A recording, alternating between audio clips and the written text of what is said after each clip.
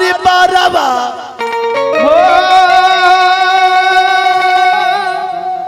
पिपरवा मैया अरे पूरा गाँव बार तब कहे असनिया तोहार अरे तब कहे असनिया निमिया के छाव बार तब कहे असनिया तार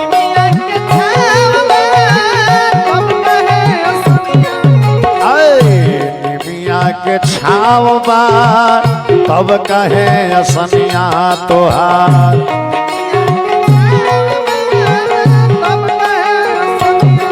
ए बारवा पिपारवा ए मैया जी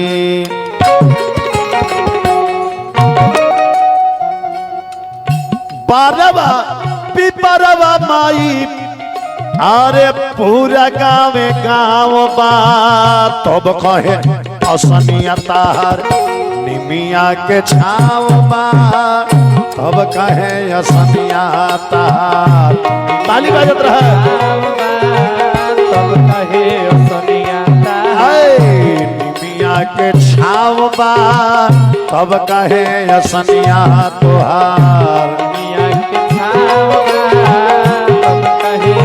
ताली बजत रहे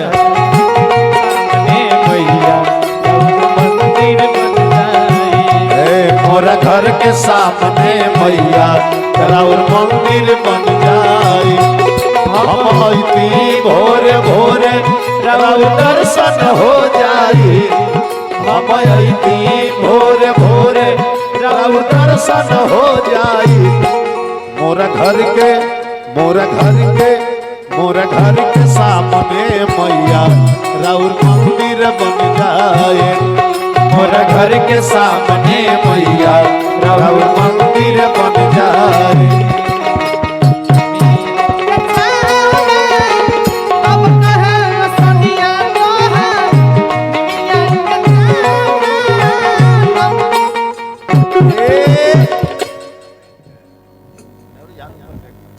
भक्त लिखे हे माई अरे निमिया के डार है माई लावेलो झूला नामा निमिया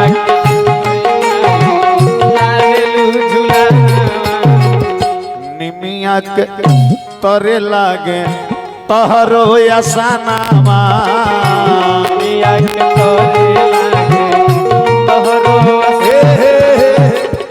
निमिया के डाढ़ माई लावेलो झुलानावा निमिया के तोरे लागे तोहरो असानावा निमिया पतैया से मैया हो निमिया हो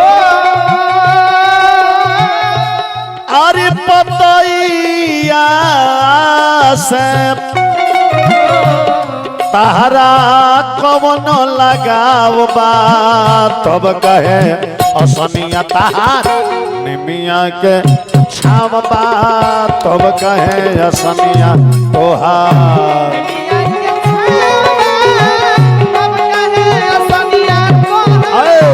निमिया के छाव बा तब कहे असनिया तोहार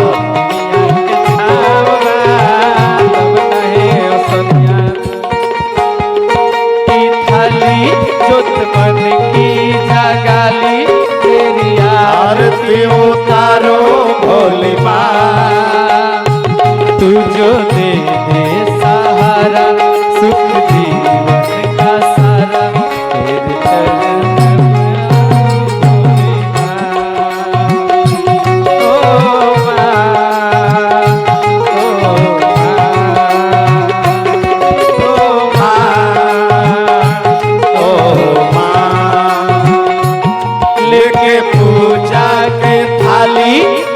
मन में जगाली तेरी आरती उतारो भोली माँ हो दे मुझको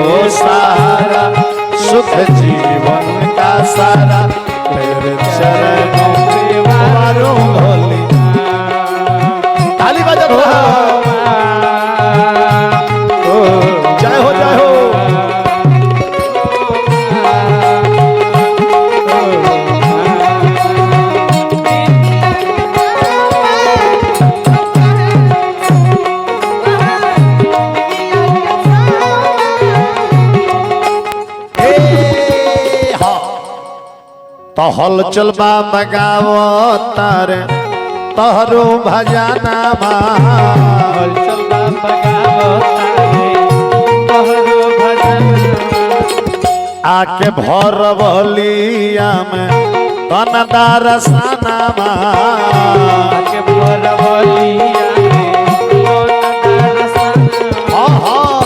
आके भर बलिया में दोनदार सनामा आके भर बलिया में दोनदार सनामा ताहरा चरानिया से मैया हो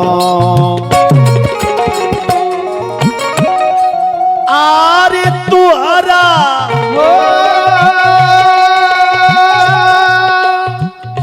चरानिया से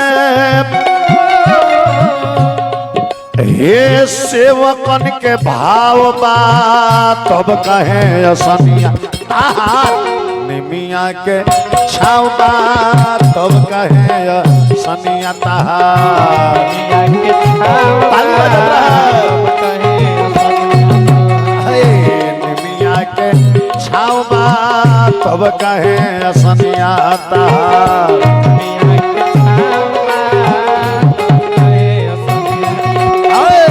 निमिया के छाव बा तब कहे असनिया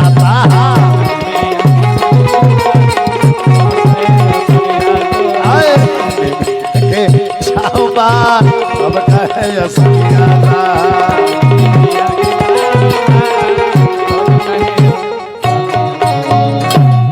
प्रेम से बोली सच्चे दरबार की आज के समैया की कृष्ण कन्हैया की कामधेनु गैया की आई देवता सवे 2 मिनट भागवत नाम संकीर्तन तद पचा ठाकुर जी के जैसन कृपा सबे तनी भगवान के नाम के स्मरण करे घर से स्नान करके यही तन पवित्र हो गई लेकिन अब ये मन के ये बाणी के पवित्र करे के बाद सभे ताली बजा के बोली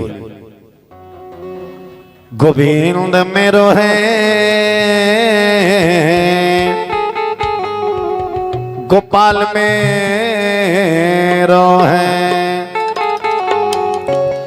जय जय बाके बिहारी नंद लाल मेरो है जय जय बाके बिहारी नंद लाल मेरो जय जय बाके बिहारी नंद लाल मेरो है जय जय बाके बिहारी नंद लाल मेरो गोविंद मेरो है गोपाल मेरो है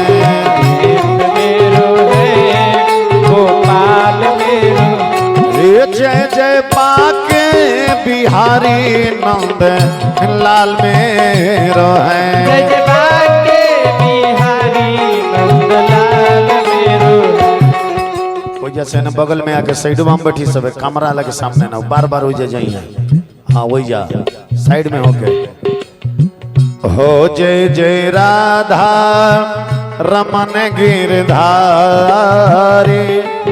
गिरधारी श्यामा बनवारी जय जय राधा रमन गिरधारी गिरधारी श्यामा बनवारी जय जय राधा रमन गिरधारी गिरधारी श्यामा बनवारी जय जय राधा रमन गिरधारी गिरधारी श्यामा बनवारी हो गोविंद मेरो है हो गोपाल मेरो है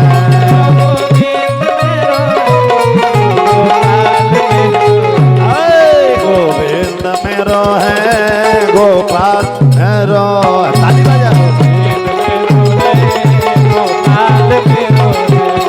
गोविंद मेरो है गोपाल मेरो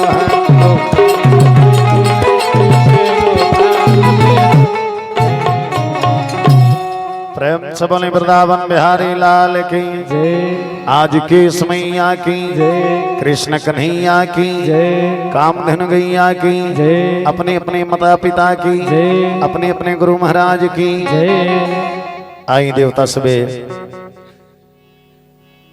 बड़ा भाग से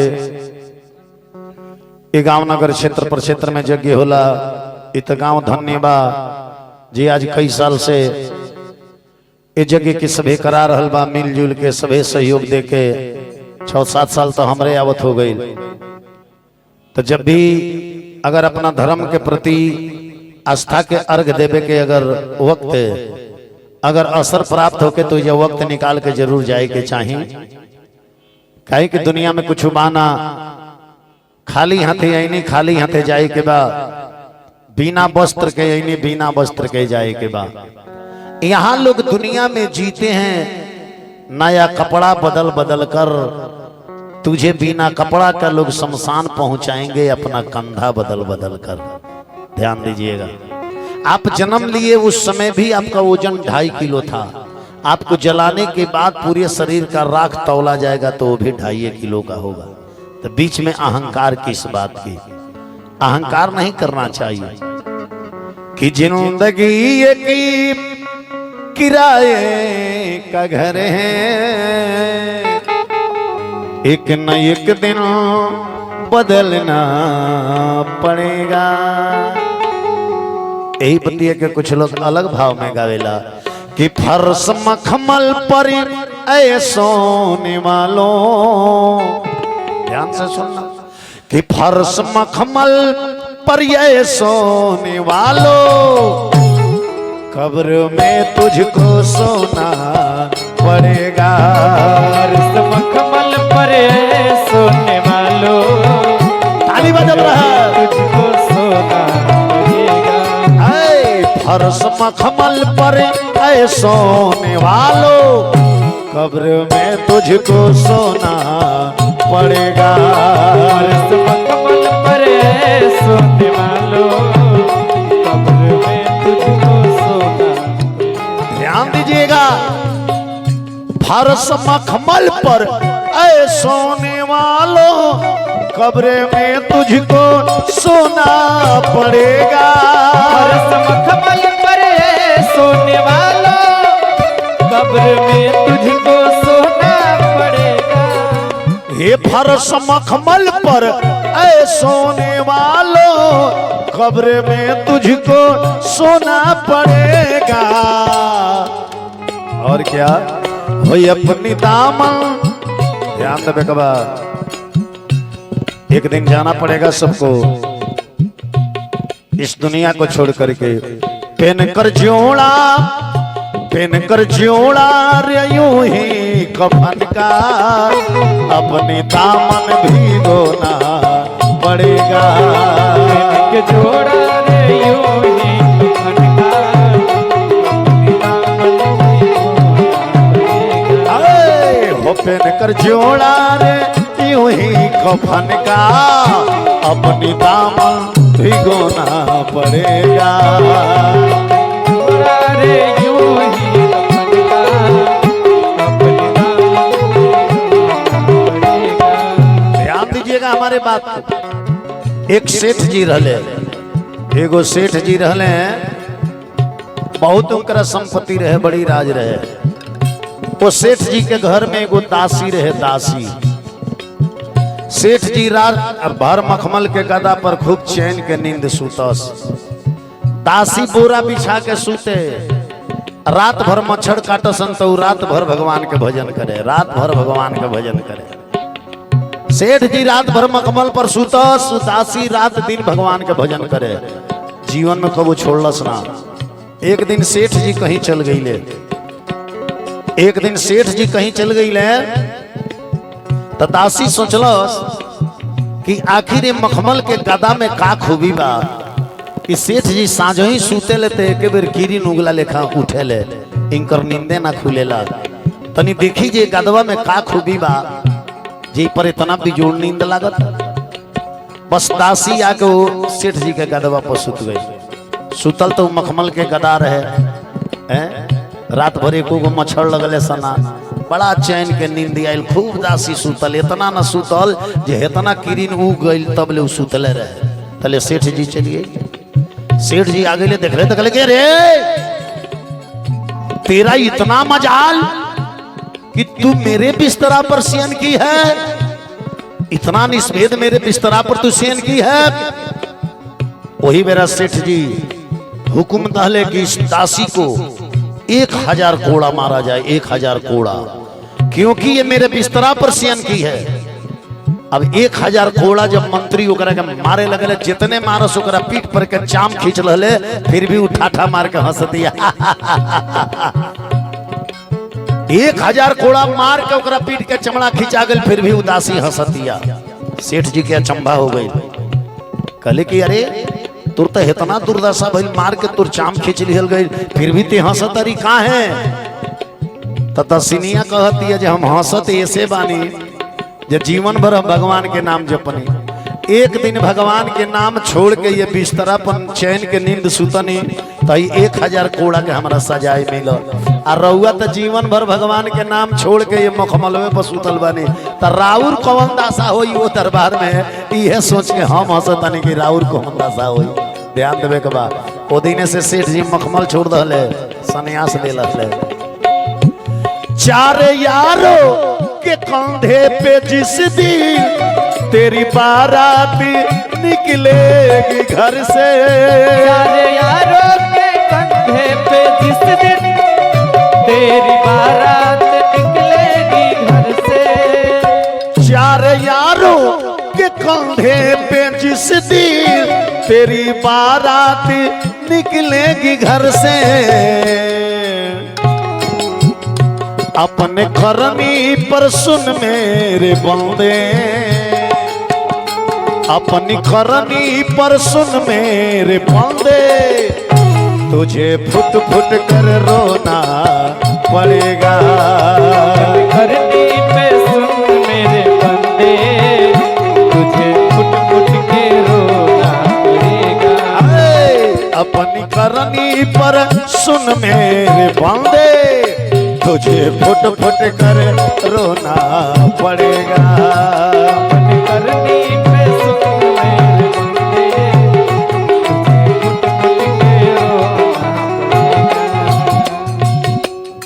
तूने लाखों संपत्ति कमाया, अरे धर्म में न थोड़ा लगाया। तूने लाखों संपत्ति कमाया, धर्म में न थोड़ा लगाया। तूने लाखों संपत्ति कमाया, सतकर्म में न थोड़ा लगाया।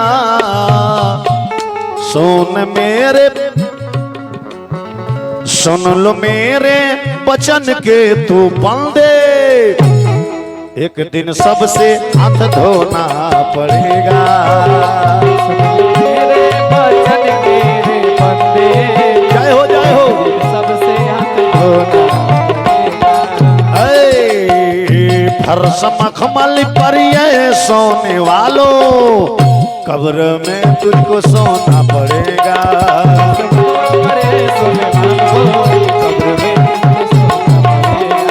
फर्श मखमल पर ये सोने वालों, कब्र में तुझको सोना पड़ेगा।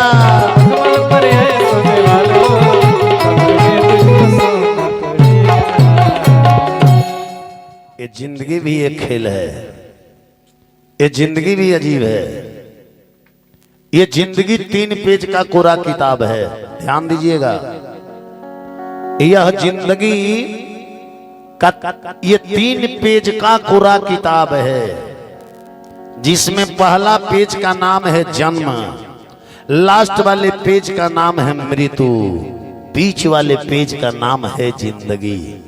पहला पेज तो परमात्मा भर देले बानी राउर जन्म हो गइल बा, लास्ट पेज भी परमात्मा भर देले बानी मृत्यु राउर निश्चित बा। अब बीच वाला पेज के रउआ भरे के बा, सत्कर्म से भरी, धर्म से भरी या पाप से भरी, रउरा ऊपर निर्भर करता। आज 7 साल से आइले जे खूब दान देला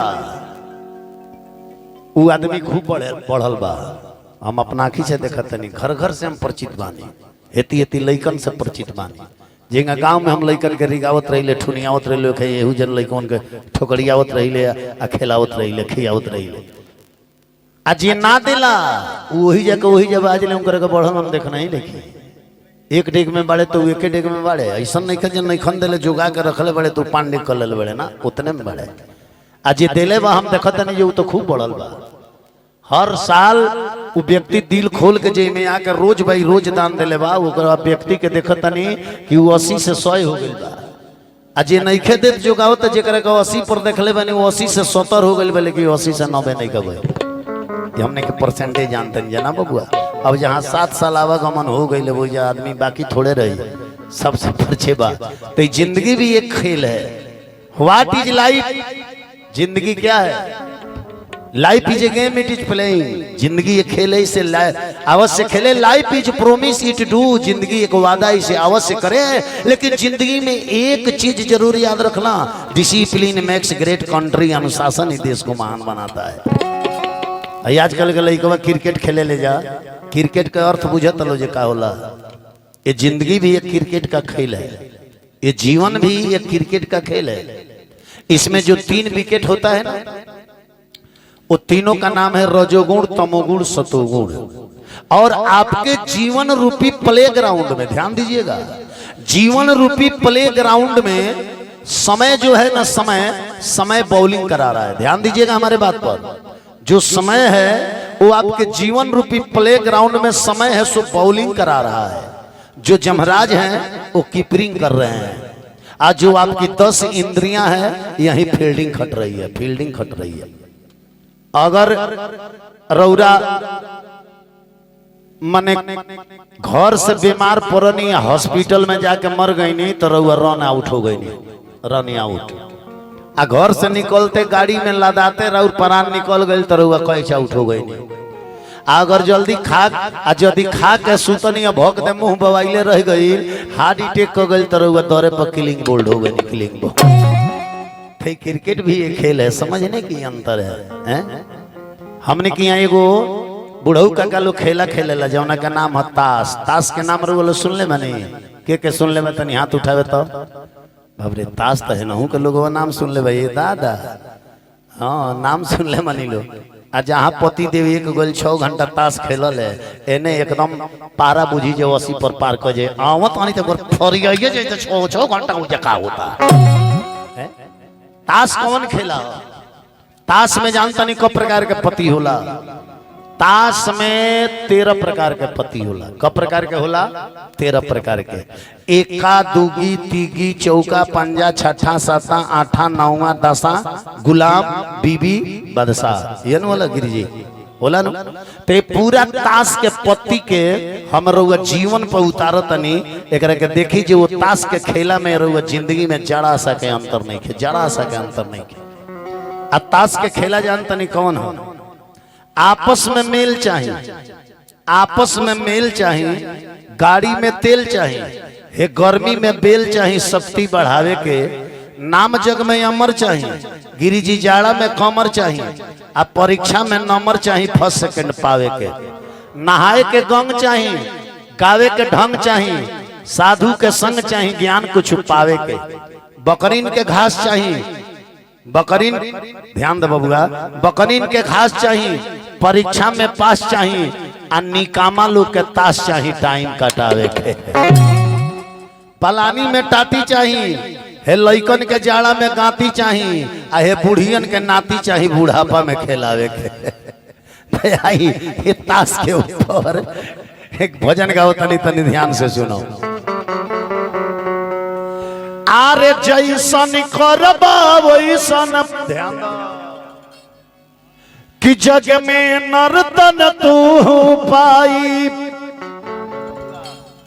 आछा करम करी है भाई, जग में उत्तम नर्तन पाई। आछा करम करी है भाई।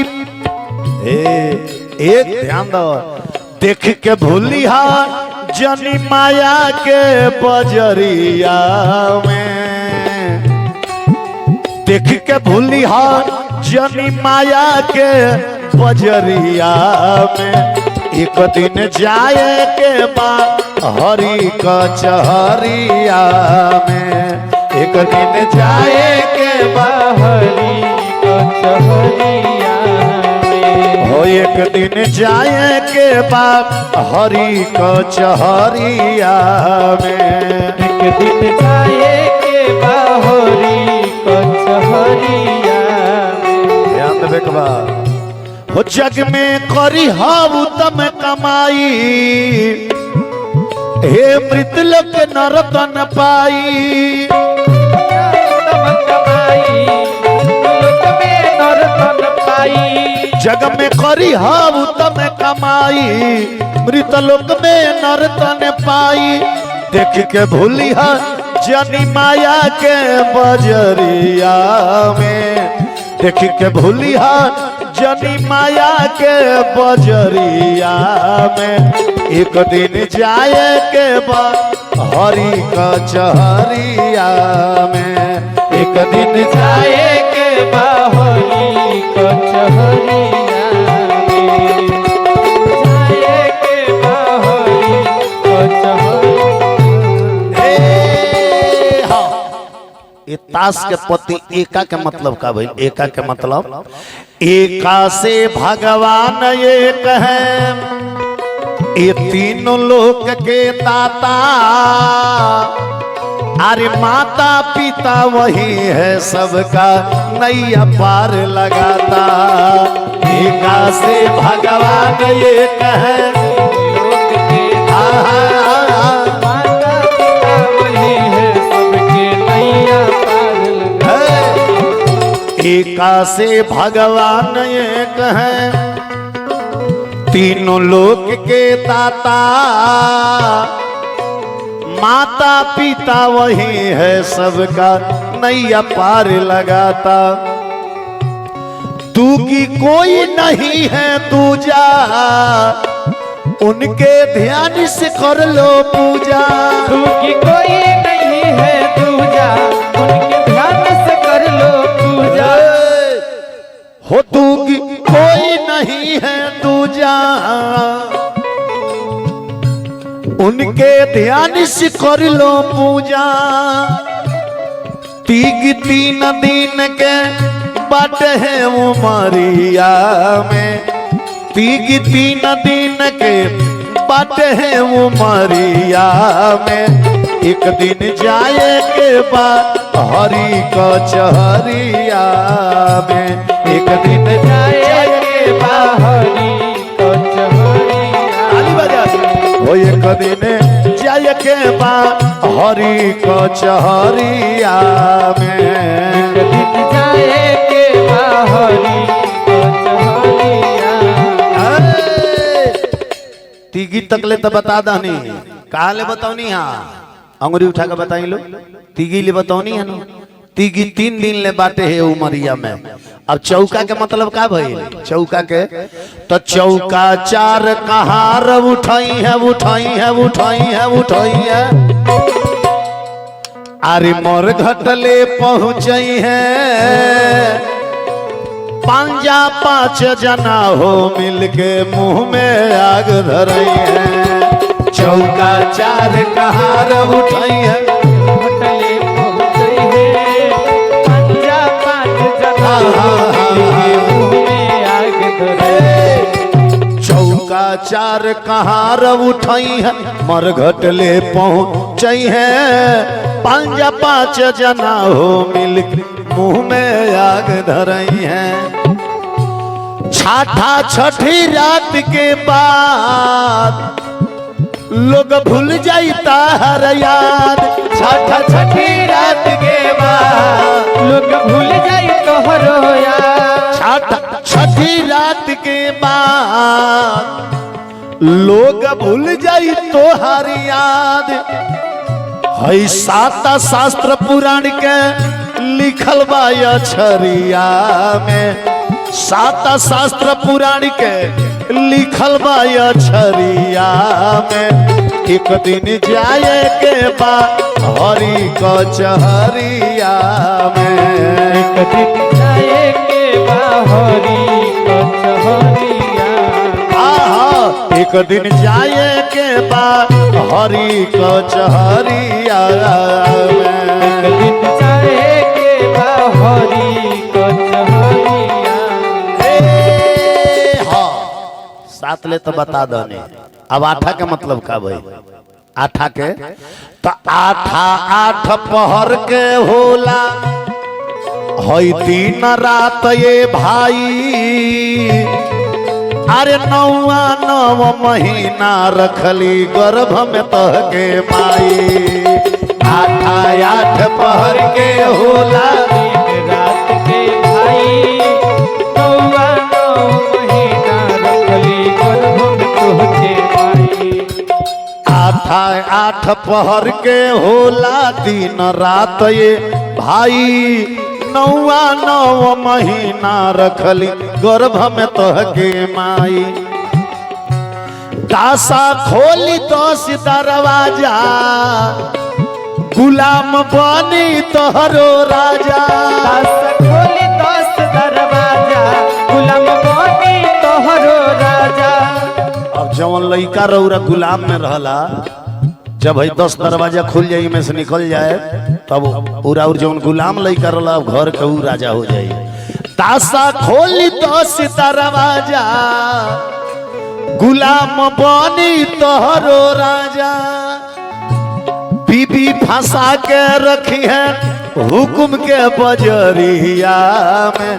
बीबी फंसा के रखी है हुकुम के बजरिया में। एक दिन जाए के बाद हरि कचहरिया में। एक दिन जाए के बाद हरी कचहरिया। एक दिन जाए के बाद हरि कचहरिया। ताली बजाता है। एक दिन जाए के हरी कचहरिया। आज जब बीबी हुकुम में फंसा ली हैं अपना बस में कली हैं तब एक एगो गीत रउआ मुंह से निकली। दुनिया में इतना गम है मेरा गम इतना गम है।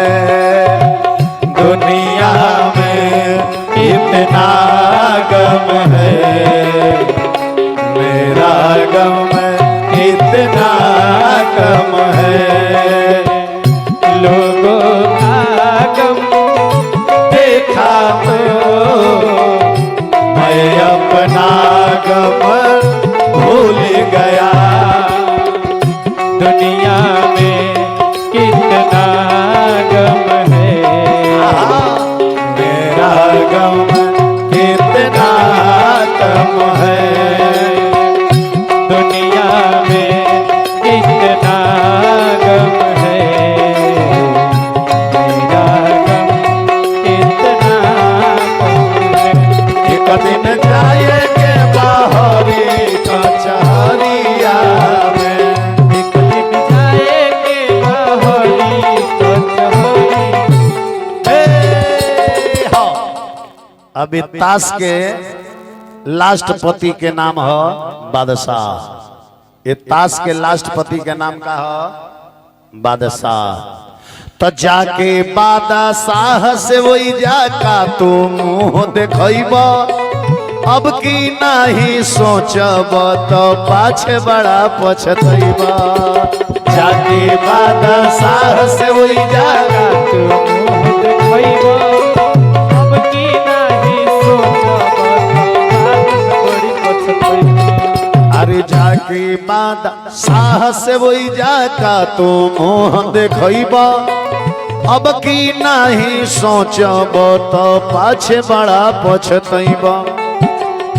हो कहले हलचल बाबा गाई अंत में कुछ काम न आई। कहेले हलचल बाबा गाई अंत में कुछ काम न आई।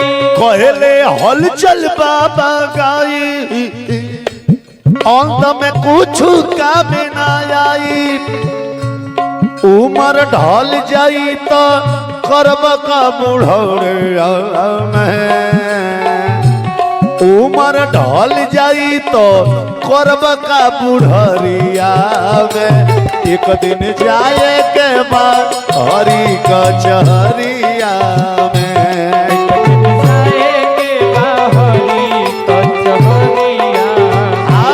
एक दिन जाए के बाद हरी कचहरिया में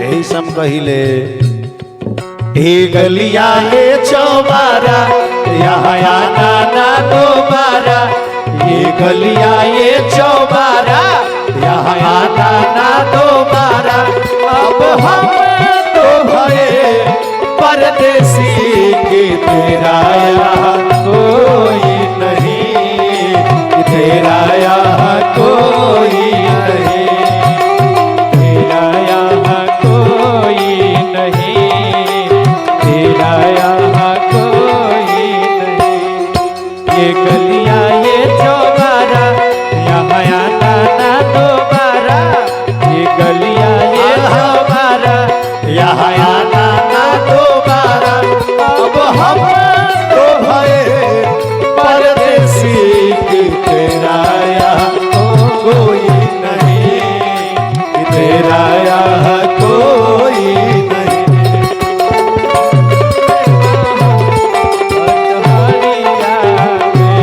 एक दिन जाएंगे बाहरी कचहरिया में चढ़ल बा जवानी तो तू करेलो मनमानी ए अरे खौबे कमर हिलौल जब मंगनी हम हो पानी चढ़ल बा जवानी तो तुम्हें करेलो मनमानी अरे खूबे कमर हिलौल जब मंगनी हम पानी एक दिन उठल नहीं जाई केहू दूसर आके उठाई ओ दिन दर्द होई अचके कमरिया में एक दिन जाए के बाद हरी कचहरिया में एक दिन जाए के बाद हरी कचहरिया में घेरा से आई ए भजन पर खुश होकर श्री राम मिश्रा जी के तरफ से हलचल बाबा खातिर 201 रुपया अलबा तनी ताली बजा दी हो एक दिन जाए के बाहरे कचा हरिया में तका है फसल बड़ा माया के बाजारिया में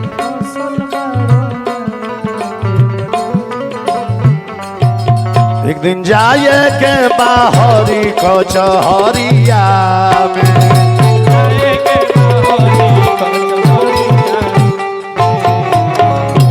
प्रेम से बोली वृंदावन बिहारी लाल की आज के समैया की कृष्ण कन्हैया की कामधेनु गैया की आगे आ जाइलो आगे आ जाइलो माता बहन सब हाँ वो जैसे उतने जगह छोड़ ले रही लो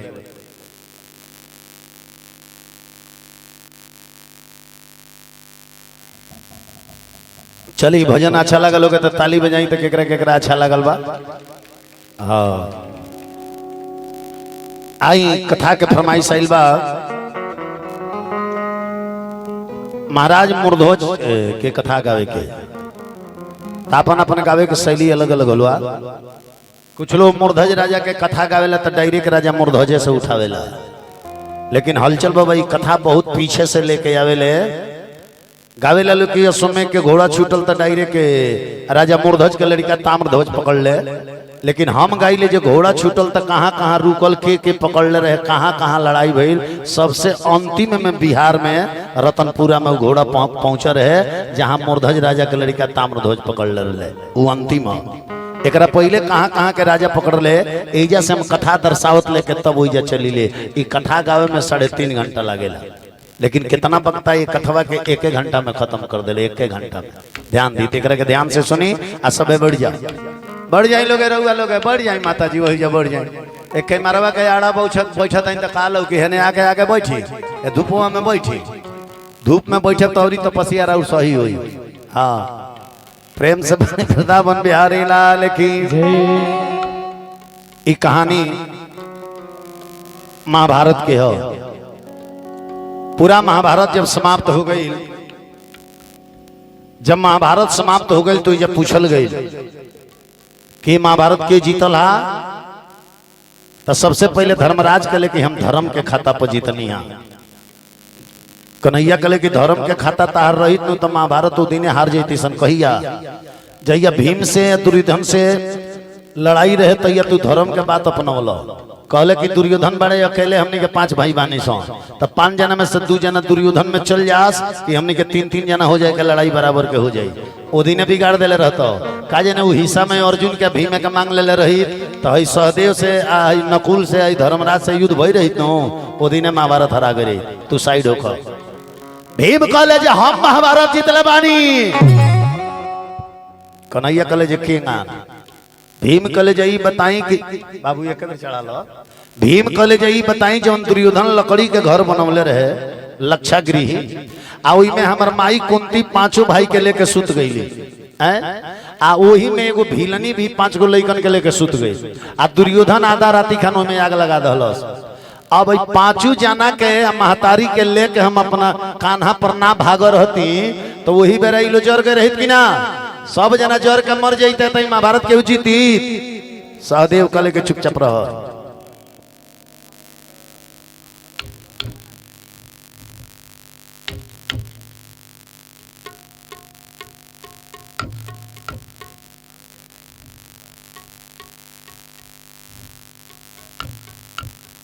हेलो टुनटुन बाबा तने मंच पर तो भीम कहले ना लेके भागरती तो महाभारत तो दिन हार हो गई। 5 भाई जर के मर जाते। सहदेव कहले कि चुपचाप रहो, तू लेके भगलो। वो पूरा गोल घर में लेके तू घूमत रहला, तारा दुआरिये ना मिले जे के पड़े लेके भागी। हम ही न बतवनी कि हे पड़े सुरंग छोड़ल बा, हम ना बतौले रहती तो तू लेके भागल के ना रहतो। महाभारत हम जीत ले बानी। अर्जुन कहले खबरदार, ई महाभारत के ऊ नहीं खा जीतले। ई महाभारत अपना कांडी धनुष के बल पर हम जीतले बानी। हमरा ऐसन ना कन्हैया के केहू धरती पर भक्त बा, आ ना हमरा ऐसन केहू कन्हैया के धरती पर वीर बा। ना गांडी चलावे ले केहू वीर बा। कन्हैया जी सोचने की ओ ई तो हमारा भक्त अर्जुन के घमंड हो गए। घमंड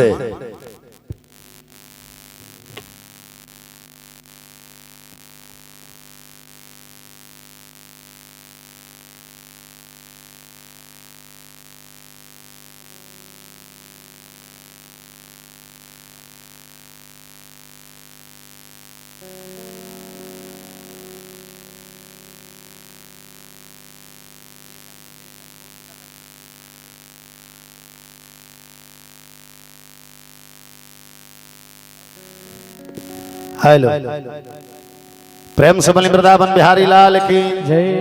कन्हैया जी सोचनी कि हमारा भक्त अर्जुन के मन में घमंड हो गई। आज एकरा भी घमंड होला नु। भक्त अपना भगवान अपना भक्त के घमंड के जरूर तुरी ले। अपना भक्त के अंदर भगवान घमंड रहे ना दिले। काहे कि घमंड जो है ना इंसान के विनाश के तरफ लेके जाला। ऐसे ना धन के घमंड करे के चाहिए, ना बल के घमंड करे के चाहिए, आ ना सुंदरता के घमंड करे के चाहिए। ई जवन इतना शरीरिया सुंदर बा, ई खाली हाड़ मांस मैदा के ऊपर एगो चदर चढ़ावल बा ते सुंदर लागता। ए चदरवा के तनी हटा के खाली देखी जाई कितना सुंदर लागता। एकरा युरता कहूं को मन ना करी ते देखी। सब लोग कहेला वो मरिया के दोष बा, लेकिन सूरदास कहले कि खाली है नजरिए के दोष बा। इ नजरिए सुंदर बाउर दिखावेला। जौन आदमी दुनू आँख के सुर बा ओकरा का बुझाता के सुंदर बा के छुछुंदर बा, ओकरा बुझाता नहीं के बुझाता। तो इ नजरिए सब करावेला। कहे कि आहार है मुंह में ना करेला, आहार मुंह में ना करेला, आहार कनवो करेला, आहार आँखियों करेला, आहार नकियो करेला। लेकिन कौन आहार करले तो कौना पर प्रभाव पड़ेला? जब जवन है मुंह आहार करेला, मुंह तो मुंह आहार करेला, एकर प्रभाव रे शरीर पर पड़ेला। आज जवन कान आहार करेला जैसे रउआ आहारे करतनी सुनतनी त कान आहार करता त कान जवन आहार करेला ओकर प्रभाव रउआ बुद्धि पर पड़ेला। हई आँख जवन आहार करेला आँख एकर प्रभाव रउआ मन पर पड़ेला मन पर। आ जवन हई नाक आहार करेला नाक एकर प्रभाव रउआ विचार पर पड़ेला विचार पर। रउआ आगे केहू खाना लेके आई नु त पहले नकिए आहार करी गरम मसाला पड़ल बा कि बिना गरम मसाला का बनल बा विचार आहार करेला कि आहार के अनुसार और विचार बदल जाए तो ध्यान देवे के बाद। तो भगवान सोचनी कि हमरा भक्त है अर्जुन के मन में घमंड हो गई कि ये धरती पर हमरा ऐसन केहू वीर नहीं के हमरा ऐसन कन्हैया के केहू भक्त नहीं के। कन्हैया जी कनी कि एंगा केंगा मानल जाई एंगा केंगा मानल जाई विश्व विदिता मानल जाई खब कि अश्वमेघ यज्ञ करावो श्याम करण घोड़ा मंगवावो वो घोड़ा के मस्तिष्क पर ताम्र पत्र पर पत्रिका लिख के टांग दो कि ये गांडीधारी अर्जुन का धन घोड़ा है जो इस घोड़ा को पकड़ेगा वो अर्जुन के साथ लड़ेगा और जो अर्जुन के साथ लड़ेगा वो समर भूमि में मरेगा। लिख के टांगा अगर ई घोड़ा पूरा संसार में घूमी तहर नाम जान के तहर नाम पढ़ के अगर संसार में केहू ये घोड़ा के ना पकड़ी तहरा डर है तो तू ही एगो वीर बार। आ यदि केहू पकड़ लिहल तो ओकरा संगे तारा लड़ाई करे के पड़ी। अब वो लड़ाई में बुझाई जे एगो तू ही बाड़ जे तहरा बादू माने केहू ये धरती पर बा वो बेरा पता लगी ना बबुआ तनी लइकन के बैठा दियल जा। कालियो एक जनी काकी कथा सुने आई रही है दादा 4 गो नाती लेके आई रही 2 गो के धरत रही तले 2 गो छटक के भाग जात रहुआ उ 3 घंटा नातीये संभारे में रह गई उ का कथा सुनले हैं हमरा नहीं के बुझा। हां पतोहियो 9 दिन निश्चिंते हुई है जा।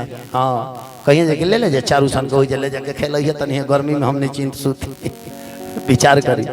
अब देखी हो गई नो बाबा हो गई मोहन जी के समझावल पानी में आग लगावल सूतल सिंह के जगावल जय जयकार हो गइल बा। घोड़ा अश्वमेघ के छूटल अर्जुन के गांडी बाटे उठल ढेर वीर बाड़े जूटल हाहाकार हो गइल बा। श्याम करण घोड़ा मंगावल गइल घोड़ा के पूजा भइल अश्वमेघ यज्ञ के व्रत पर धर्मराज बैठ गइले ओ घोड़ा के छोड़ दिहल गइल आ घोड़ा के रक्षक के करे के बनावल गइल अर्जुन के। अर्जुन 10,000 सेना लेके वो घोड़ा के रक्षा में लग गइले आ घोड़ा दिल्ली हस्तिनापुर से छूटल एबरा ओकर नाम दिल्ली बा पहले ओकर नाम रहे हस्तिनापुर आ दिल्ली के जानता नहीं नाम कगो 3 गो दिल्ली दिल्ली आ देहली 3 गो नाम और रोजा के पड़े स्टेशन पर दिल्ली उहे एगो ऐसा शहर बा गिरिजी कि रउआ अब कितनो घर से भाग के जाए झगड़ा करके त जाएब त जाते रउआ के 1,500 का नौकरी दी 1 महीना कमा के भाड़ा को के भागो ना तो धरी टाइफाइड फिर कमैले बड़ तोली ऐसे नाम दी जाते तरह के 1,500 का नौकरी दी मिल गल की रह के भागा ना तो धरी मलेरिया फिर ली तो नाम हो गल दिल्ली। आ ओकर दूसर का नाम देलही माने गइलो जवन लही गइल कमैले तो लेके भागो ना तो तीसर का नाम देहली जहां रहल जे तहर देहियो ले ली विचार करी। तो हस्तिनापुर से जब वो घोड़ा छूटल तो कहां कहां गइल तने ध्यान से सुनी हे यारे रई रई रई रई रई रई अरे जाल अर्जुन रे भैया जाल अर्जुन हो डगरिया धइले जाल अर्जुन तो घोड़ा अश्वमेघ के छूटल भोर पहरिया डगरिया धइले जाले अर्जुन घोड़ा अश्वमेघ के छूटल पहरिया डगरिया धइले जाले घोड़ा अश्वमेघ के छूटल भोर पहरिया डगरिया धइले जाले अर्जुन घोड़ा अश्वमेघ के छूटल पहरिया डगरिया धइले जाले हस्तिनापुर से छूटल तो देखी कहाँ गई। हस्तिनापुर से घोड़ा छूटल जाके वो जंगल में घुसल, चीन गईल, रोधीन गईल, घोड़ा राजस्थान गईल, ओइजा से पलटी के घोड़ा देखी पाकिस्तान गईल, काबेड़िया कैलाशपुरी सरस्वती दरबयान गईल, आ ओइजा से पलटी के घोड़ा देखी नारुधियान गईल। अब ओइजा का रहे जहाँ के मणिकपुर के सिरताज, मणिपुर नागालैंड की ओर पड़ेला, एकदम जंगली इलाका हो। मणिकपुर के सिरताज, अरे जहाँ के हंस ध्वज महाराज, अरे जेकर बेटा सुधनमा रहे बोल करिया ये हरे, जेकर बेटा सुधनमा रहे बोल करिया ये, ओ जेकर बेटा सुधनमा रहे बोल करिया ये हरे, जेकर बेटा सुधनमा रहे बोल करिया ये। मणिपुर में घोड़ा पहुंचल, मणिपुर में, मणिपुर का राजधानी कहाँ है? हमें लड़का पढ़े ले जाए। नागालैंड का राजधानी कहाँ है? अब मणिपुर का राजधानी कहाँ है? इम्फाल। हाँ, लड़कन के पूछे के चाहिए कबो कबो, तबे न बुझाइए हैं ना बबुआ, पूछे के चाहिए। हमरो में गौ चलो बाबा, छोट रही हो पढ़त रहे, 1 महीने से बाबूजी नाम लिखल रहे, ABCD याद करे के, यादे ना होके जाके कल के मार से भटिए क्या पढ़ाते हैं हम, लड़का को भोजपुरी में पढ़ाएंगे। वो 1 महीना से मार से पढ़ाओ, से A से एप्पल, B से बैट, C से कैट, R से राइट, याद है ना हो। आऊ ले गए तो लगल भोजपुरी में पढ़ावे, बाबू पढ़ो। A से अरबीन काका, B से बिन्हाचल काका, C से चौनू काका, D से देवेंद्र काका, एक ठाई ठाई याद होके लगो। यही पढ़ाओत पढ़ाओत एम ले पढ़ौले ले, एम ले पढ़ौले ले कि एम से महेंद्र काका, एम से महेंद्र काका, एम ले पढ़ौले ले। तले 2 दिन बाद स्कूल में चल गए। स्कूल में गए तले स्कूल में डिप्टी साहब आ गए चेक इन में आ गए। कहले बच्चों हम तुम लोगों से कोई प्रश्न पूछ सकते हैं? तो सब लड़का हाथ उठौले बड़े से पूछिए। आई हेगा उठौले बा हेगा। अब तो डिप्टी साहब फेर में पड़ गई। कहले कि हेगा का तो मतलब हुआ जो पूछिए, हेगा का मतलब क्या हुआ? तई कहता जे हेगा का मतलब हुआ जो मर्जी तो पूछिए, नहीं तो छोड़ दीजिए। डिप्टी साहब का कहले, ई तो पढ़ले रहे एम ले, आ डिप्टी साहब बोर्डवा पर लिख दले डबलू, बोर्डवा पे हेगा डबलू लिख दले ऊपर पड़े।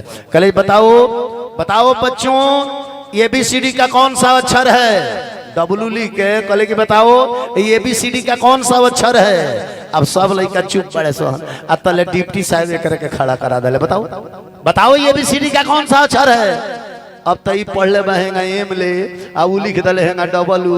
हिसाब लगावत लगावत रहे तो कहल कि डिप्टी साहब ई है महेंद्र काका हूँ, दोनों गोड़वा ऊपर कह दले बड़े। ये महेंद्र काका हूँ, दोनों गोड़वा ऊपर कह दले बड़े।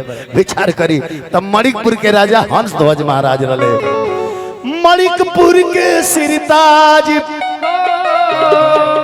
महाभारत तनी टाइट बजावे का पड़ला। अरे जहाँ के हंस ध्वज महाराज, अरे तो जेकर बेटा सुधनमा रहे बोल करिया ये हरे, ओ जेकर बेटा सुधनमा रहे बोल करिया ये हरे।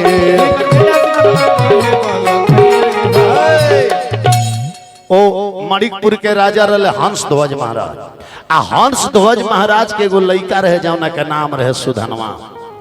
एजा अर्जुन कृष्ण से कहले कि रौरा हमारा वैसन राउर परम भक्त के दुनिया में नहीं थे। आउ हंस ध्वज महाराज के लड़का सुधनमा जौन रहे वो कृष्ण भगवान के परम भक्त रहे, परम भक्त। ऊ अपना फुलवरिया में खेलत रहे। अरे एक दिन खेलत रहले अपना फुलवरिया ये हरि, एक दिन खेलत रहले अपना फुलवरिया ये हरि, ओ एक दिन खेलत रहले अपना फुलवरिया ये हरि, एक दिन खेलत रहले अपना फुलवरिया। तब यही क्वालिटी चेंज हो कि तले चके में पड़ल बा। अरे घरवा पर नजरिया ये हरि, तले चके में पड़ल बा, घरवा पर नजरिया ये हरि। हो बबुआ खेलत रहले अपना फूल वरिया ये हरे, तले अचके में पड़ल बा घोड़वा पर नजरिया हरि घोड़वा पर नजरिया हो पपुआ धैले बाटे घोड़वा के रसरिया हरि बबुआ धइले बाटे घोड़वा के रसरिया वो हंस ध्वज महाराज के लड़का सुधनवा वो घोड़ा का रसरी पकड़ लहलस आ पकड़ के अरे ले जाके बनहले बाटे आ मामा के डरिया हरे जाके बनले बाटे अमवा के डरिया ले जाके बनहले बाटे आ मामा के डरिया हरे जाके बनले बाटे अमवा के डरिया हो तले पहुँचल बाड़े अर्जुन बल करिया हरे तले पहुँचल बाड़े अर्जुन बल करिया हो तले पहुँचल बाड़े अर्जुन बल करिया हरे तले पहुँचल बाड़े अर्जुन बल करिया तले अर्जुन पहुँचल देखले कि भाई हेतना राजकुली कई कोस कई एथी पार क गई हमर घोड़ा केहू ना पकड़ल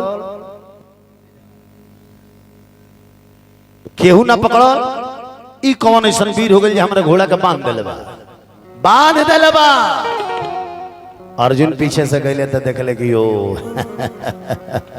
ई तो 12 बरिस के लड़का एगो घोड़वा बांध के बगल में खड़ा बा अर्जुन हंसे लगले कहले जाए दो लइकाई बुद्धि बा ना बुझाइल होई हमार नाम लइकवा ना सुनले होई देखी अभी नहीं करे घमंडे बा हमार नाम ना सुनले होई कहीं नामवा सुनी नु तो घोड़वा पर गिर जाइए गिर के घोड़वा छोड़ दे जाके अर्जुन कहले बाबू लइकवा कहले हाँ भाई घोड़ा के पकड़ ले बा लइकवा कहले हम पकड़ ले बनी हैं घोड़वा के मुड़िया पर का लिखल बा पढ़ला घोड़वा के मुड़िया पर का लिखल बा पढ़ला लइकवा कलस की पढ़ला ना कि तो पढ़े ना पकड़ ले बनी तो छोड़े ना अर्जुन कहले कि साइज छोटे बा लेकिन हिम्मत तो बरियार बुझाता है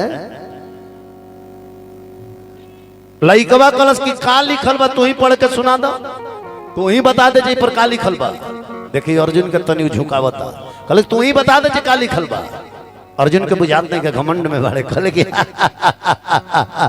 एक घोड़ा के मस्तक पर लिखल बा कि गांडीवधारी अर्जुन का घोड़ा है जो इस घोड़ा को पकड़ेगा उस अर्जुन के साथ लड़ेगा जो अर्जुन के साथ लड़ेगा वो समर भूमि में मरेगा लइकवा ई करले 3 गुना हंसलत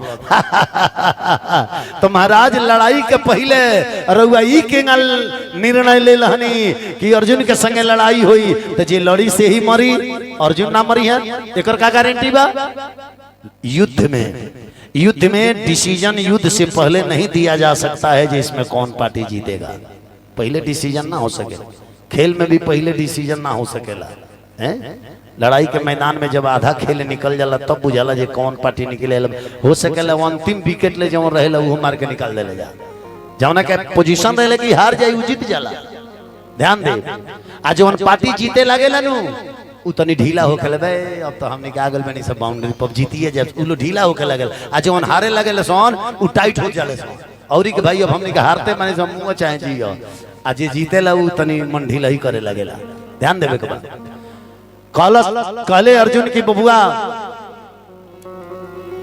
हमरा संगे युद्ध करे के परी तर लगे सेना सैनिक बा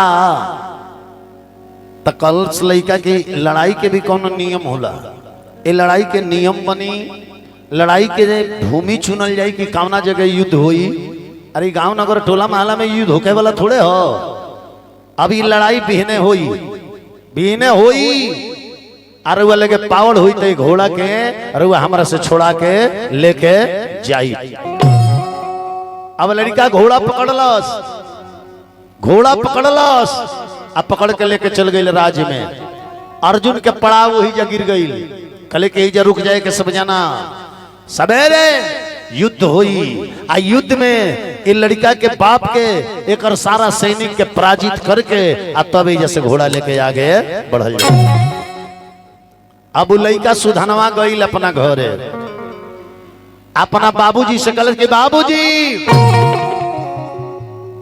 हमें गांडी उधारी अर्जुन विश्व विजेता बने वाला अर्जुन के अश्वमेघ के हम घोड़ा पकड़ ले बनी। कहा बेटा अर्जुन के घोड़ा पकड़ ले बड़ा तो जाना तारा कि अर्जुन के धनुष के टंकार से आसमान गरजे लागेला। वो अर्जुन के संग युद्ध ले ले बड़ा। अर्जुन के संग लड़े खातिर हमने के राज्य में उतना सेना सैनिक कहां बड़े।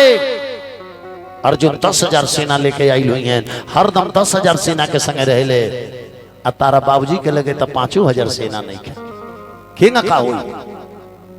लड़का कल जेब रउआ जानी हम तो पकड़ ले बनी। अब राज के मर्यादा के सवाल बा।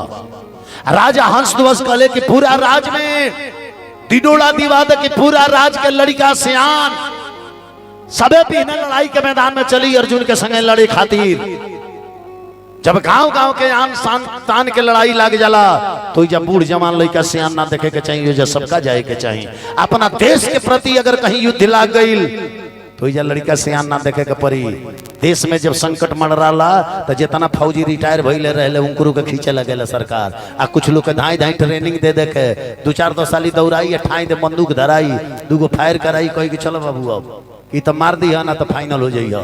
देश खातिर मरे के बाद ध्यान देवे के बाद।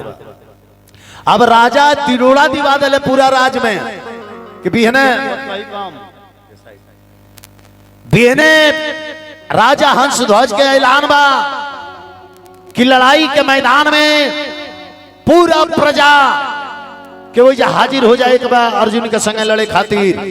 आ लड़ाई के मैदान में जे देर के आई, जे देर के आई उ राजा के ऐलान बा ओकरा के खौलत गरम करा के तेल में उठा के डाल दिया जाए। जे लड़ाई के मैदान में देर के आई ओकरा के खौलत करा के गरम तेल में उठा के डाल दिया जाए। राजा हंसध्वज के ऐलान रहे। अब जितना प्रजा लो रहे रात भर निश्चिंत सुतल ना का है चल सन अर्जुन के तीर लागी भक दे लागी ठक दे मर जाइल। ठीक बा लेट के जाइल जाई तो तेल में करकरा के मुंहला ले। ठीक बा जे एके बेर बान लागी अठाइए दे मर जा। हाँ करकरा के मुंहला ले। ठीक बा जे अठाए दे मर जा ना बबुआ। विचार करी प्रेम से बोली वृंदावन बिहारी लाल की। अब देखी अब लड़ाई के ऐलान हो गई। प्रजा के लोग केहू रात भर सुतल ना हो तो सबे रही भिनसर ही सब लोग लड़ाई के मैदान में हाजिर हो गए। पूरा वो मणिपुर के जितना राज्य के प्रजा रहले सबे हाजिर हो गई। आज जब राजा हंसध्वज के लड़का सुधनवा जब चले के तैयार भइल तो 2 दिन पहले के ओकर विवाह भई रहे। सुधनवा के 2 दिन पहले के ओकरा धर्म पत्नी के नाम रहे प्रभावती। लिखल बा महाभारत में। ओकरा और धर्म पत्नी के नाम रहे प्रभावती। का नाम रहे आ काकी कहतरी सुभावती। उरुआ सखी के नाम होई। विचार करी सुधनवा के धर्म पत्नी के नाम प्रभावती रहे। जैसे ही धनुष मान लेके चलल प्रभावती दुआरी रोक दहली। कहली हई देखल जाओ अभी नहीं बियाह के हरदी हमारा हाथ के नहीं खे छूटल, मेहंदी नहीं खे छूटल, तन के बिन विवाह के साड़ी ले नहीं खे उतरल। और युद्ध करे जाता अरे वह मत जाही। आज हमार तहिना आंख फरकत राती से का जाने का है। हो रन में मती जाई करे लड़ाई। हो रन में मती जाई करे लड़ाई। हो रन में मती जाई करे लड़ाई। हाथ जुड़ के सुधनवा के पत्नी कहतरी हई बोला तकाग अभाग के बोली खून के होली कराई। सर के छीट हमारा नीक न लागे। अचके में आवता रोवाई। ओरन में मती जाई करे लड़ाई बन के बेदर्दी अरे बनी मत बेदर्दी छूटल नहीं खेहरदी हमरा के मत ठुकराई ठुकराई हमरा के मत ठुकराई रौरा पानी तो सुहाग हमर जाम के लगता सुहाग मिट जाई ओरने में मती जाई करे लड़ाई ओरने में मत जाए करे लड़ाई। ना मर्द बूढ़ा होता है ना औरत बूढ़ी होती है। बुढ़ापा कब से चालू होला? पति पत्नी जब ले बाड़े नु तब ले दोनों के जवानी बरकरार बा। अगर ये दोनों जोड़ी में से एक जोड़ी बिछड़ गई नु ओह दिने से बुढ़ारी चालू हो गई। अगर मर्द के पत्नी मर गई ओकर बुढ़ारी ओह दिने से चालू हो गई। अगर पत्नी के पति मर गई ओकर बुढ़ारी ओह दिने से चालू हो गई। जब ले माथा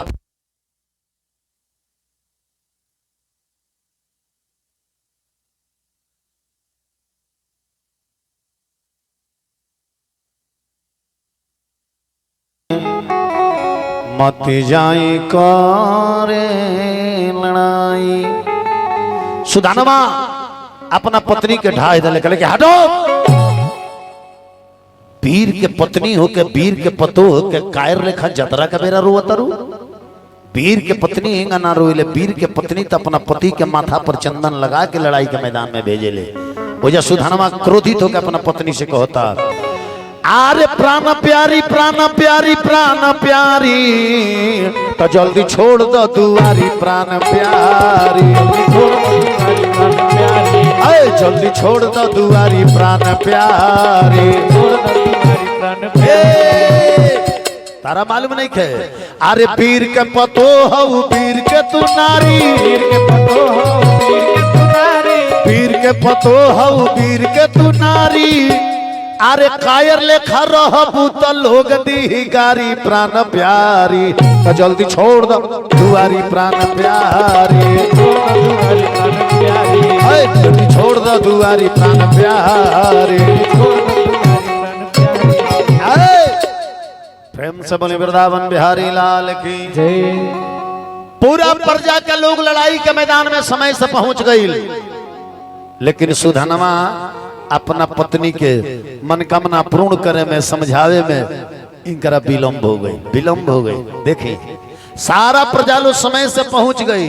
आज जब लड़का घोड़ा पकड़ ले राजा के लड़कवे लड़ाई के मैदान में देरी से पहुंचल बा देरी से पहुंचल बा। आ राजा का ऐलान कर है कि इस लड़ाई के मैदान में जो देर करके आएगा उसको खौलते करा के गर्म तेल में उठा करके डाल दिया जाएगा। जब सुधनमा देर करके पहुंचल नु तो सारा प्रजा लोग आपस में बतिया होता गुलबुल गुलबुल। सारा लोग सभा में वही जाई है चर्चा चलावत बा। आ जे नियम बनावल यारे वो है नियम बिगाड़त बा। अरे ई नियम सबका मन में केहू के ना भावत बा। आ समय समय से आ गइल राजा के लइकवे देर करके आवत बा। अब देखल जाओ कि राजा अपना लड़का के खौलत तेल में डलवाओ तारे कि ना। क्यों?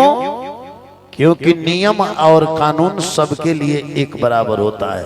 ध्यान दीजिएगा नियम कानून सबके लिए एक बराबर होला होला कि ना होला। अगर एगो नेता विधायक के लड़का कहीं गलती में धरा जाओ तो 18 गो विधायक ओकरा के बचावे के प्लान में लग जाइए। आ एगो गरीब के लड़का कोनो गलती में धरा जाओ तो कोनो विधायक ओकर सुनवाई ना करिए। काहे? अपन बेटा बेटा है एगो गरीब के बेटा बेटा ना। अरे गरीब के ही बेटा सीमा पर लड़के बारिश में आंधी में तूफान में पहरा करता कि तुम विधायक का संसद बन के तूले राज में घूमता रह जा। गरीब का बेटा बेटा नहीं। इस देश में एक खेल के लिए खेलता है उसके लिए करोड़ों का इनाम है। लेकिन जो इस देश के लिए अपने जान से खेलता है उसका यहाँ देखिए उसके परिवार की दशा देखिए। कहीं कहीं हम लोग देखते हैं, टीवी पर भी सुनते हैं कभी कभी। अब लोग सोचल कि राजा देखी अपना लइकवा के डलवावत रहे कि ना। वो लड़का सुधनवा जब अपना बाबूजी के लगे गइल तो राजा हंस ध्वज खींच के एक लात मारले, कहले कि सामने से हट जाओ, हमार सर आज ते नीचा कर दली। राजा हंस ध्वज अपना बेटा सुधनमा से कहले कि बेटा सामने से टर जा, अरे जाके गरम तेल में पड़ जा बेटा, सामने से टर जा, जाके गरम तेल में पड़ जा, अरे वही तेल में पड़ के मर जा तू बेकार जिएला, वही तेल में पड़ के मर जा तू बेकार जिएला।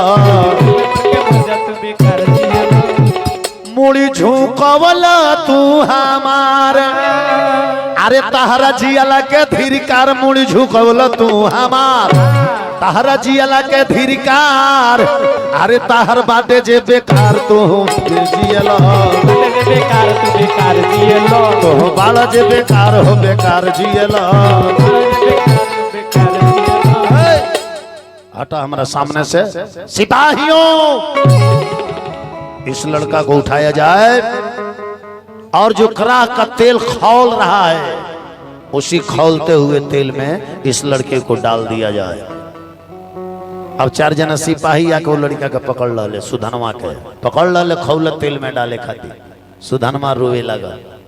काहे रोए लगा? मुंह के डरे, जरे के डरे ना, वो रोए लगल खातिर काहे कि भगवान कृष्ण के भक्त रहे। आ अर्जुन के घोड़ा पकड़ ले काहे रहे? एक खातिर पकड़ ले रहे जो जानत रहे कि अर्जुन के रथ चलावे ले कन्हैया, आ अर्जुन पर जब कौन संकट आवेला तो ये तुरंत पहुंचे ले कन्हैया। तो अर्जुन के घोड़ा पकड़े, लड़े, अर्जुन के मार के लहू लहुआन करे। अर्जुन जब मरे तुल हुई हैं तो इनकरा के बचावे कन्हैया वही हैं, आ कन्हैया बचावे यही हैं, तो कन्हैया के हम दर्शन कर ले। एक खातिर लइकवा घोड़वा पकड़ ले रहे, लेकिन लड़ाइयो ना भइल, कन्हैयो ना भइले।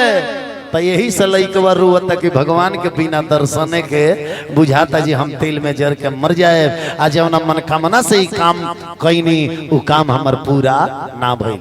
जब उठा के टाले लगल तो लड़का रोता, आ एक गो बात गावता कि श्री कृष्ण गोविंद हरे मुरारी, हे नाथ नारायण वासुदेवा, श्री कृष्ण गोविंद हरे मुरारी, हे नाथ नारायण वासुदेवा। श्री कृष्ण गोविंद हरे मुरारी, हे नाथ नारायण वासुदेवा, श्री कृष्ण गोविंद हरे मुरारी,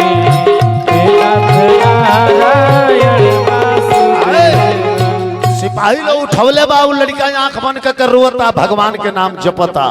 आ सिपाही लोग जब उठा के उ खौलत तेल में डालल लो तो जानता नहीं का भइल, का भइल? अरे ठंडा भइल देखी खौलत तेलवा,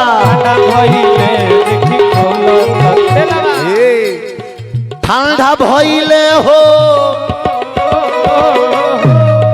ठंडा भइले हो, ठंडा भइले देखी खौलत तेलवा, ठंडा भइले देखी खौलत तेलवा।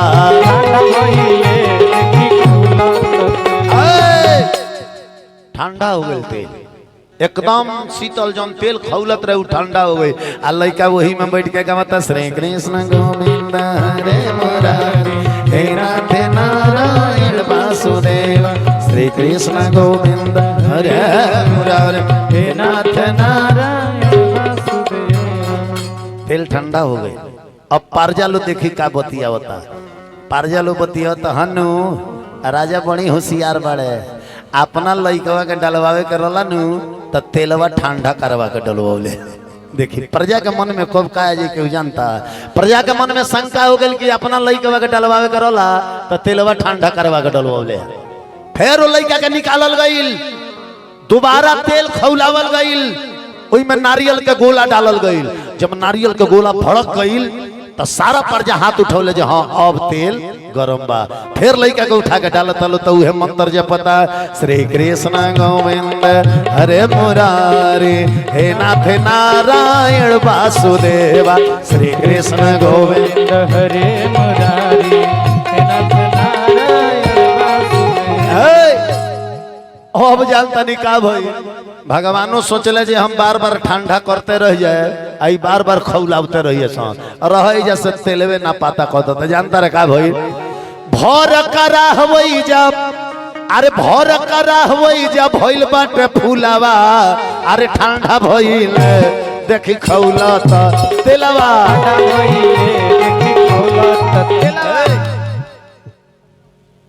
अंसा प्रजापति जी 101 रुपया एक कथा पर दिले बनी भगवान से प्रार्थना शुभकामना खातिर भोर करा वही जब भइल बाटे फूलावा ठंडा देखी खौलत तेलावा अरे ठंडा भइल देखी खौलत तेलावा भोर करा फूल हो गइल फूल आओ फूल में लइका बैठ के गावता श्री कृष्ण गोविंद हरे मुरारी हे नाथ नारायण वासुदेवा। कितना लोग ताली बजावता कितना लोग मोबाइले में हैरान भाई दादा। हाँ हम जानी जे हमरे कपारे हइलो बा लेकिन एहू में कुछ लो बा दादा हम तहीं का लोग मनाई ले जइलो मुई लो तो अगला जमाना में मोबाइले होइलो।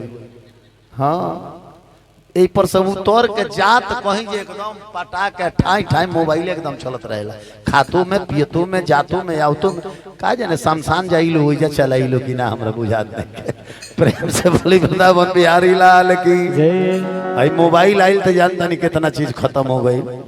मोबाइल आइल तो पहले आपसी प्रेम खत्म पहले जे जे अपना अपना काम में से आई तो साझी का पूरा घर भर के लोग एक लगे बैठी एक संगे खाना खाई एक संगे राय हो जो बिना कौन खेत बोआई हो आ तब पछिमारी तब बिना वही खेत में हर जाई पारा पारी सब खेत में जाई ना एबार केहू से केहू कराई होता है लइका आवता तो बेग फेंक के है ना रूम में जाके अपना मोबाइल में अलगे लागल बा। बूढ़ियों के एगो सम के दिया गल बा उहो एगो अलगे लेके लागल बड़ी बूढ़ऊ के दिया बा एगो फूटल फाटल वो चश्मा लगा के लागल बड़े का अरे तई विष्णु पुराण वाला सीरियल आ तले पतो ही ना किचन रूम में लेके रेडमी के मोबाइल लगल बड़ी प्लीज थोड़ा डिस्टर्ब मत कीजिए। कहाँ दुनिया चाहता है मोबाइल आइल अखबार पढ़ल खत्म मोबाइल आइल अखबार पढ़ल खत्म मोबाइल आइल टीवी देखल खत्म मोबाइल आइल घड़ी खत्म मोबाइल आइल रेडियो खत्म मोबाइल अगर मेहरारू के हाथ में गइल तो रहुओ खत्म। उ कान में ईयरफोन लगौले बड़ी रहुआ मांगे वाटर आ काट के थोड़े धो दिए टमाटर खाई रहुआ सलाद बना बुझत रहे बेंजू वाला कि हमारे पर सब होता तू मत खिसिया। प्रेम से बोली वृंदावन बिहारी लाल की। तो भगवान की कृपा होला तो का होला अरे टूट ही टाटा हो जाई अरे बिगड़ल बिरला हो जाई जेकरा काली कौड़ी नहीं खे जेकरा काली कौड़ी नहीं खे अरे वो मुकेश अंबानी हो जाई लेकिन कौन अरे जेकरा ऊपर आओ मलिकार के मेहरबानी हो जाई जेकरा ऊपर आओ मलिकार के ताली बजा दे जेकरा ऊपर आओ मलिकार के मेहरबानी हो जाई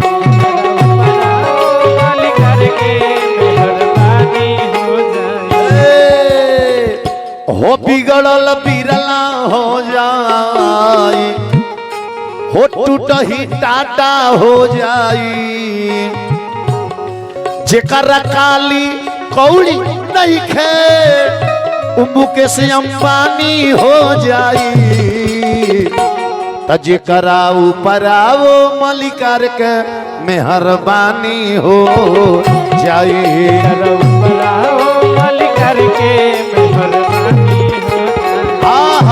जेकरा ऊपर आओ मलिकार के मेहरबानी हो जाए।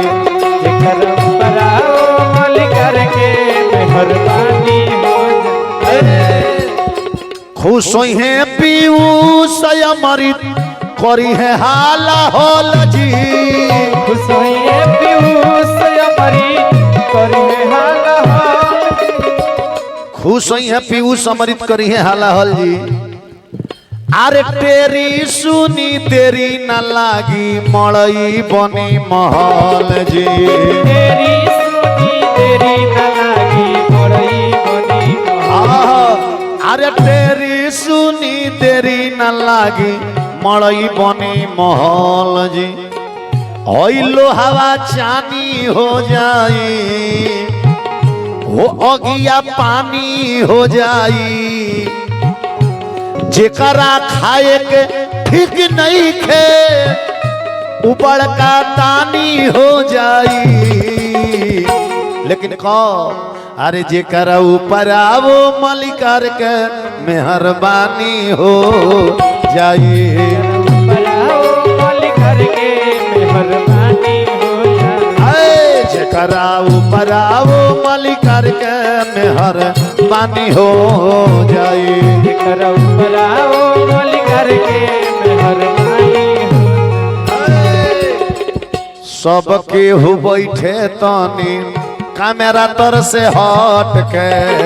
सबके बैठे तानी कमरा तर से हट। अरे केहू मत बैठियो कैमरावा में सट के। केहू नहीं बैठियो कैमरावा में सट के। हो कहीं गिर जा इत भारी हो कहीं गिर जा इत भारी परेशानी हो जाई। तब उनकर पैसा लगावल सगरो पानी पानी हो जाई। तो पैसा लगावल सगरो पानी पानी हो जाए। जेकरा ऊपर आवो मलिकार के मेहरबानी हो जाई। जेकरा ऊपर आओ मल करके मेहरबानी हो जाए। प्रेम से बोली वृंदावन बिहारी लाल की। अब वो लड़का के निकालल गई कराह में से सबे समझ गए कि लड़का के ऊपर भगवान के कृपा बा। लड़का उठल धनुष्मान उठवलस टनकार कैलस मरलस। अर्जुन के चरण में जाके लिखा गई प्रणाम। अर्जुन ने से बाण मरले लिखा गई शुभ आशीर्वाद। एक नीति के लड़ाई होके पहले ए बार सास पतोह में लड़ाई होता तो पतोह सास जी के प्रणाम कर लड़ी हैं। वो तो कहें जो ऊपर पड़ जाए दादा पहले सासू पतोह में लड़ाई होके तो पहले प्रणाम कर ले तब लड़े लोग विचार करी। एगो गांव में एगो बुढ़िया काकी रही।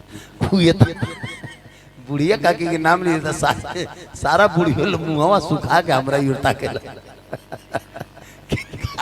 का कही हल चल बाबा। एगो गांव में बुढ़िया काकी रही बड़ी झगड़ा करो सारे जेकरा से जम जाओ न वो घर भर के लोग बेहोश ना हो जब तक लोग जात ना छोड़ा। तो अब गांव के लोग पंचायती कल की ठीक बतारा लड़े के आदत मानू तो गांव में भांजा बना जाता। एक दिन हे घर से लड़ी है एक दिन हो घर से लड़ी है एक दिन हो घर से लड़ी है। अब तो इनकर भाजा बना गए। जब जौना घर से भाजा होके वो घर के दुआरी पर बुढ़ियो जाके बोरा बिछा के बढ़ जा निकल सरे कालू काल बड़ा सा घरवा पे निकलत क्या मार हाथ हाथ भाज भाज के लड़त। बगलवा में एगो नया नया पतो हुआ रहे आ ओकर सास रहबे ना कैली। वो दिन वो पतोहिया के भाजा रहे आ वो पतोहिया रहे इंग्लिश मीडियम वाली। तो वो का बुझती है भोजपुरी के गाड़ी आके गांव के लोग कल की आज तोहरे भाजा बा देखिए बुढ़िया भोरही लिया के बोरा बिछा के बैठ जाई। तो पतोहिया होशियार रहे। जब बुढ़िया चले रहे काहे न कैसा निकलत घर में से रे पतोहिया निकले आ बुढ़िया की ओर खाली हेंगा हाथवा हेंगा हाथवा को के आ फिर घर में ढूक के केवड़िया बंद कर दे। आ बुढ़िया वही पर 1.5 घंटा बके अरे हमारा के घेट में मोरे के कलसिया ई कामना के घर के आइल बिया ई खूब 1.5 घंटा चिल्ला से घर में जाके झाड़ू पोछा करतिया बर्तन धोवतिया माने बुझी चिल्लाती। आ जब देखो जब बुढ़िया तनी अब चुप लगाए पर आइल बिया तले फिर पतोहिया आवे केवड़िया खोल के आ मुंहवा त जाके हेंगा को के चली आवे आ फिर केवड़िया अब बुढ़ियो फिर 2 घंटा चिल्ला। लास्ट में बुढ़ियो कहली जे बाप रे बाप आज ले गांव में केहू ना हमरा के हरौले रहला ए दादा ई कवना के घर गइल भी आज हराइए थला हमरा के तो 100 बोलता के एगो चुपा हरावेले कि ना हरावेले तो ई लिखले एने से शुभ प्रणाम तो ओने से आइल जवाब में शुभ आशीर्वाद। अगर रउआ पे केहू कितनो क्रोधित बा अब प्रणाम ऐसा एगो दवाई हो केहू रउआ पे खूब खुश बजे तावते 5 गो गरिया है उनकर नजर में नजर मिलता रहुआ कहीं कि प्रणाम उनको 75% खीस हो जाए डाउन हो जाए आशीर्वादो दिए तो ठीक बा खुश रहो अगर खूब उड़त हरी थे बाकी गरिया ना सके का है आ तो 75% खीसिए डाउन हो गल का गरिया ध्यान देवे तो केहू के प्रणाम करब तो रउआ पे खुश रहिए। ब्राह्मणे बाड़े पंडित जी बाड़े पंडित जी के का चाहिए दक्षिणा रउआ खाली साँझ सवेरे प्रणाम करत ना रहिए महीने में 4 गो कथा कहवावत रहिए बाकी लगावत रहिए एको दिन पंडित जी मांगे ना आइए। हाँ खाली बाबा लोग कदी बाबा गोड़ लगिले जानता नहीं जहाँ जहाँ कहीं है भले गांव में केहू बात कहा लेकिन फलाना बड़ी बिचारी कर जब देखेला नहीं तब हाथ उठावेला अब इन्हें से प्रणाम कइल बन ना कदी जानता नहीं का कहीं है पहले ठीक रहला लइकवा विदेश से गइल बनू तब से घमंडिया हो गइल बा हाथों नहीं के उठा पैसे अपना से श्रेष्ठ आदमी के कभी भी देखे तब पैर छुई प्रणाम करी लेकिन 3 जगह प्रणाम मत करी। अगर घर से रहुआ पूजा करे मंदिर में आवत नहीं अरे गुरुए भेंटा गेल या केहू भेंटा गेल प्रणाम करी लेकिन दूर से ही कह दी प्रणाम ऊपर पैर ना छुए के चाहिए। पूजा करे आवत नहीं तो आप पूजा करे खातिर मंदिर में घुस गई नहीं तो मंदिर में अगर पुजारी भी खड़ा बने वो जब पैर मत छुए काहे वो जब भगवान के अपमान हुई भगवान के सामने पुजारी के पैर छुए तो भगवान के अपमान हुई तो पुजारी के पैर मत छू घुसे से पहले अलगे से कह दी बाबा प्रणाम आ तब अंदर जाके पूजा भगवान के अर्पित करके प्रार्थना करके निकली पूजा करके लौटल बानी तो हाथ में जौन पूजा के सामग्री बा ओकरा के घरे ध दी एक बाद केहू के पैर छू के गोड़ लगे तो पैर छू तो ओकरा पैर मत छू फरके से कह दी प्रणाम। पहल का जगह दूसर का जगह अगर शमशान से केहू लौटल होके मैंने शमशान से लौटल बहु जले स्नान नहीं के कैले अगर ससुरे बड़े तक चाहे सारे बड़े बहनोइये बड़े तक उस समय प्रणाम मत करी प्रणाम मत करी। अगर कोनो व्यक्ति सूतल बा ओकरा के कबू प्रणाम मत करी।